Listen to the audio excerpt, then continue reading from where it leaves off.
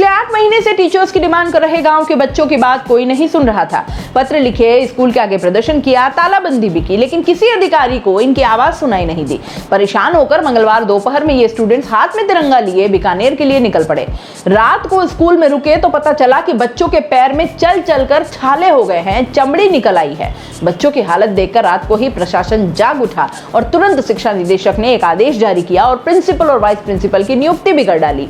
मामला लूण करंचर में सोडावली गांव के राजकीय सीनियर सेकेंडरी स्कूल का है। अधिकारियों को पता चला तो बीचवाल के पास इन स्टूडेंट्स को शिक्षा विभाग और जिला प्रशासन ने रोक लिया।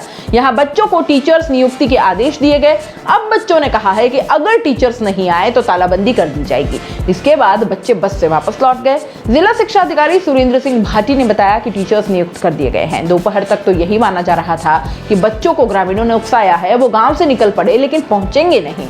ब्लॉक जिला शिक्षा अधिकारी से लेकर शिक्षा निदेशक किसी ने इस यात्रा को गंभीरता से नहीं लिया। लेकिन शाम होते होते बच्चे थक गए। किसी के पैर दर्द कर रहे थे तो किसी के सर में दर्द शुरू हो गया।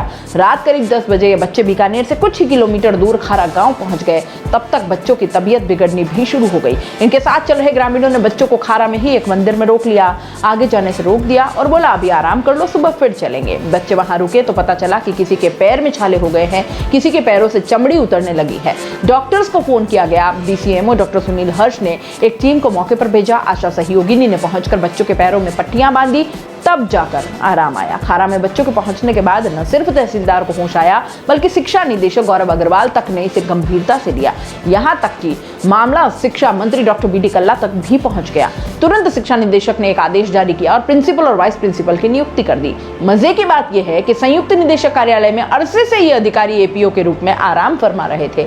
2 टीचर्स का डेपुटेशन कर दिया गया है, जबकि 2 अन्य टीचर्स को यहां से लगातार डेपुटेशन चल रहे थे, उन्हें भी वापस सोडवाली रवाना कर दिया है। इन 6 टीचर्स के बाद भी स्कूल में 7 टीचर्स के पद खाली हैं।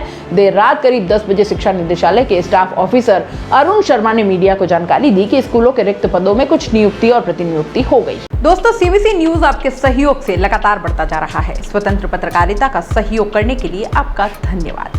सबसे पहले तो जिन लोगों ने हमारे चैनल को सब्सक्राइब नहीं किया है तो पहले सब्सक्राइब करें, जिसका कोई शुल्क नहीं लगता और बड़ा आसान है। बस नीचे दिख रहे लाल सब्सक्राइब के बटन को दबाना है और पास में दिख रहे बेल आइकन को भी दबाना है, ताकि आपको अपने सीबीसी न्यूज के हर अपडेट्स मिल सके। हमारे इंस्टाग्राम पेज और फेसबुक पेज को भी लाइक करें, फॉलो करें, वहां पर भी आपको मिलती है तरह तरह की अपडेट्स। हम पूरे राजस्थान से आपके लिए लाते हैं वो खास खबरें जो आपके लिए जरूरी है, और वो भी पूरी बेबाकी के साथ।